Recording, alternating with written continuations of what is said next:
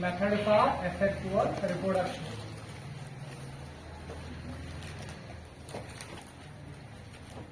Methods of asexual reproduction. पहला हमने पढ़ा binary fission, second was the multiple fission and third one was the budding. Now fourth one जो आज हम पढ़ेंगे that is the spore formation. Spore formation कुछ ऐसे ऑर्गेनिज्म्स हैं, कुछ ऐसे ऑर्गेनिज्म होते हैं जो बाय मीन्स ऑफ स्पोर नए ऑर्गेनिज्म को बनाते हैं. कुछ ऐसे ऑर्गेनिज्म थे जो bye means of binary fission बनाते, कुछ ऐसे ऑर्गेनिज्म जो bye means of multiple fission बनाते, कुछ ऐसे ऑर्गेनिज्म जो बाय मीन्स ऑफ बर्डिंग बनाते. But there are some organism which produce the new one, which produce the new individual by means of spore. Formation of spore is also known as sporulation. That is also known as sporulation. Formation of spores is known as sporulation. Sporulation. समझ में आया? Sporulation. Formation, spores बनने को हम sporulation कहते हैं. ठीक है. अब ये spores जो है ये कब बनते हैं? They are mainly formed during the unfavorable conditions. When the conditions are not favorable, जब बाहर कंडीशन ठीक नहीं होंगे, कुछ ऐसे ऑर्गेनिज्म हैं जो स्पोर्स के जरिए क्या करते हैं, फिर नए इंडिविजुअल्स को जन्म देते हैं. ठीक. अब ये जो स्पोर्स हैं they are two types. Spores जो है दो तरह के होते हैं. कुछ ऐसे स्पोर्स होते हैं जो मोटाइल स्पोर्स, जो क्या होते हैं, मोटाइल. स्पोर जो एक ऑर्गेनिज्म बनाता है या तो वो मोटाइल स्पोर्स हों. मोटाइल मीन्स गो इंसान मूव करे. मोटाइल मीन्स गो मूवेबल, जो मूव करेंगे from one place to another place, इंसान मूव करे. उन स्पोर्स को हम मोटाइल स्पोर्स कहते हैं. मोटाइल स्पोर्स को हम Motile spores are known as zoospores. They are known as zoospores. अगर ये मोटाइल है, कोई ह्यूमन में मौजूद आपका स्ट्रक्चर है, इसमें क्या कर रहा है, मूवमेंट. जैसे कि हमारे पास लेग्स होते हैं, we move with help of legs. तो इन स्पोर्स के पास भी क्या होगा, लोकोमोटरी ऑर्गेन्स होंगे. जैसे कि इनके पास क्या होगा, फ्लैजिला. फ्लैजिला आपको पता है, आपने पढ़ा है लोअर क्लास में. फ्लैजिला वो विप-लाइक स्ट्रक्चर्स होते हैं जो एक ऑर्गेनिज्म को मूवमेंट करवाते हैं from one place to another place. वो यम स्पोर्स मोबाइल या यम स्पोर्स मोटाइल तिमन स्पोर्स जू स्पोर. इनके पास होते क्या, इनके पास स्पोर, इसके पास फ्लैजिला होगा या सीलिया होगा. जैसे कि ये कोई स्पोर है, इनसे इस पर विप-लाइक स्ट्रक्चर है, हम क्या कहेंगे, जू स्पोर. जो फ्लैजिला, ये फ्लैजिला दो है यहाँ पर. तो इस स्पोर के ऊपर क्या प्रेजेंट है, फ्लैजिला प्रेजेंट है. तो ये स्पोर मूव करेगा from one place to another place. That means this spore is known as zoospore. इन स्पोर को हम जू स्पोर्स कहते हैं.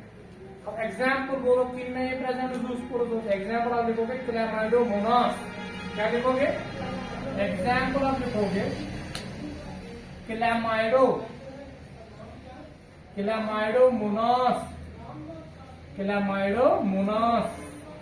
क्लैमाइडोमोनास एग्जाम्पल है किसकी, जूस्पोर्स.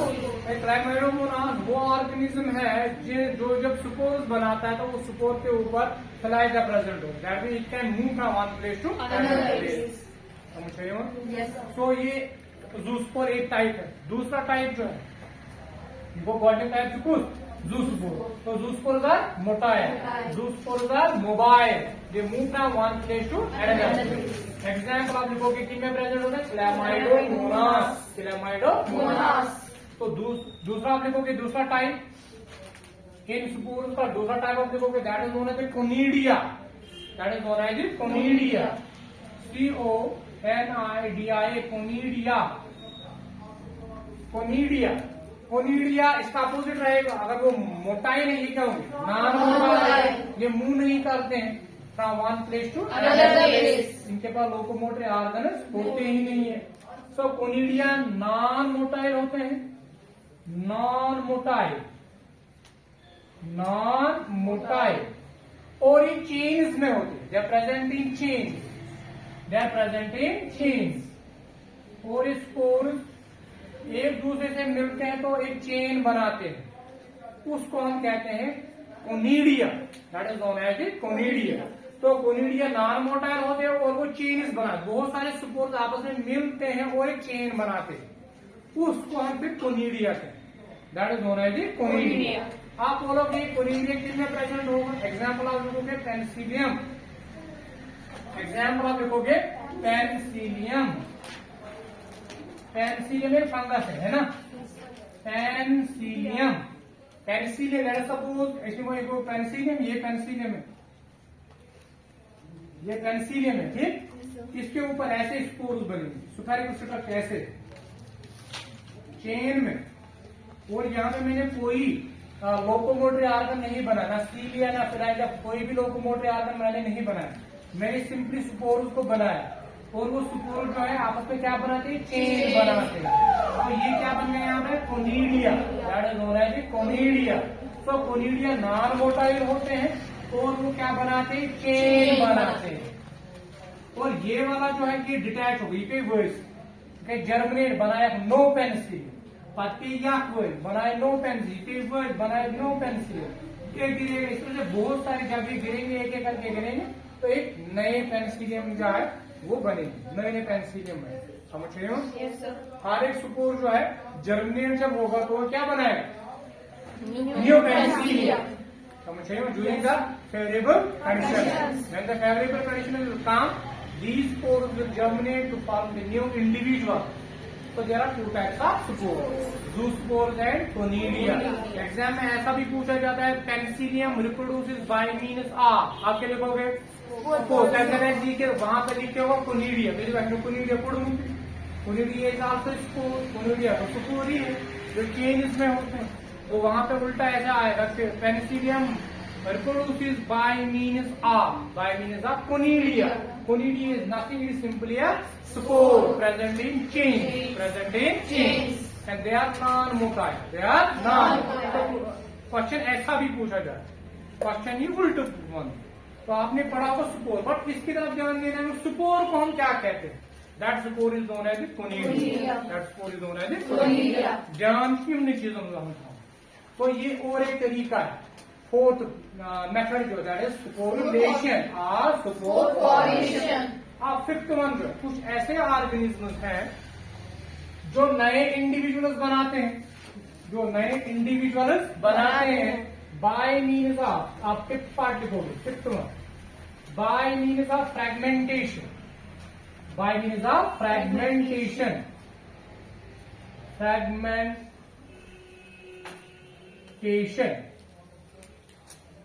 सिंपली फ्रैगमेंटेशन नाम से ही पता चलता है, फ्रैगमेंटेशन वो मेथड ऑफ एसेक्सुअल रिप्रोडक्शन है जिसमें एक ऑर्गेनिज्म नया ऑर्गेनिज्म बनाता है from a small piece, fragment, fragment को टुकड़े। अगर लेट सपोज ये पेन है, इसको मैं ब्रेक करूंगा तो यहाँ पे क्या बनेंगे? टुकड़े। इन टुकड़ों को हम क्या कहते हैं? फ्रैगमेंट। हर एक फ्रैगमेंट जो है वो गिव राइज करेगा किसको? नए individual. That is known as fragmentation. तो आप लिखोगे new individual is formed from small pieces known as fragments. This is known as a fragmentation. So when a new individual is formed from small pieces, fragments, that is known as fragmentation. When a new individual, it is that type of process in which a new individual is formed, in which a new individual is formed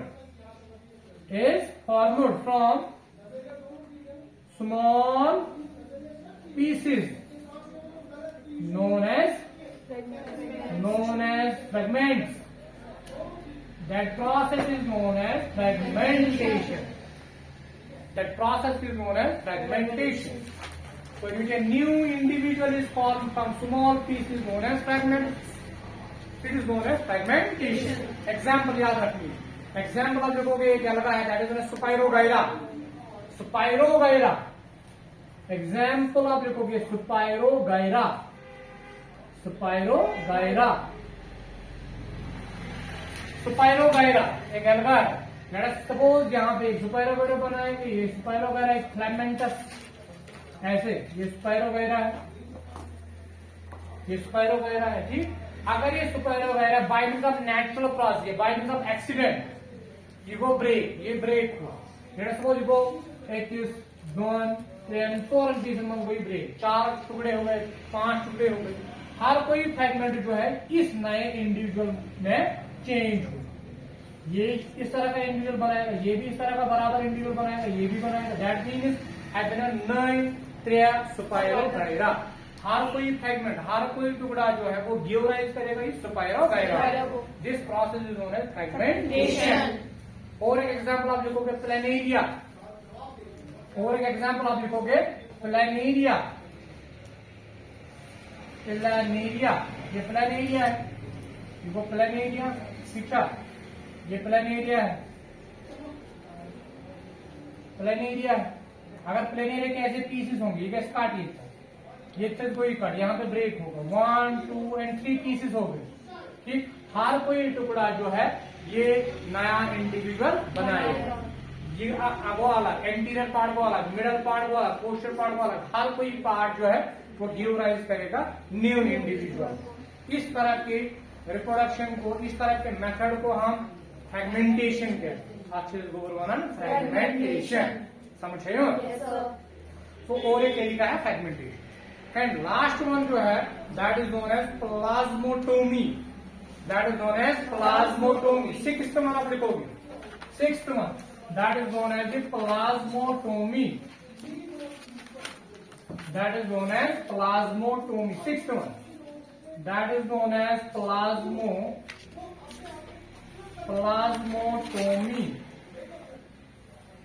Plasmotomy. Plasmotomy is actually a binary fission. Plasmotomy एक binary fission ही है. Binary fission मतलब वो जब एक individual जो है दो नए इंडिविजुअल्स बनाए, that is known as the binary fission. Also in plasmotomy, a new organism give rise to what? How many individuals? 2 individuals. But here in plasmotomy, first cytokinesis takes place, then karyokinesis takes place. In binary fission, first karyokinesis takes place, then cytokinesis takes place later. समझ में आ रहा है? ये plasmotomy जो है ये किन organism में होता है? It occurs in the multi nucleated organism. Multi nucleated जो वही से क्या होते हैं? Multi nucleated. Let us suppose begin का एग्जांपल, उससे आपको अंडरस्टैंड होगा. ओपेलिना एक प्रोटोजोन है. मैंने यहाँ पे एक मल्टी न्यूक्लिएटेड ऑर्गेनिज्म में लूंगा, that is known as Opalina. Example आप लोगों को ओपेलिना. ये मैंने एक ओपेलिना बनाया. ओपेलिना यूनिसेलुलर ऑर्गेनिज्म, प्रोटोजोन है, ठीक है. इसमें बहुत सारे न्यूक्लाई होंगे,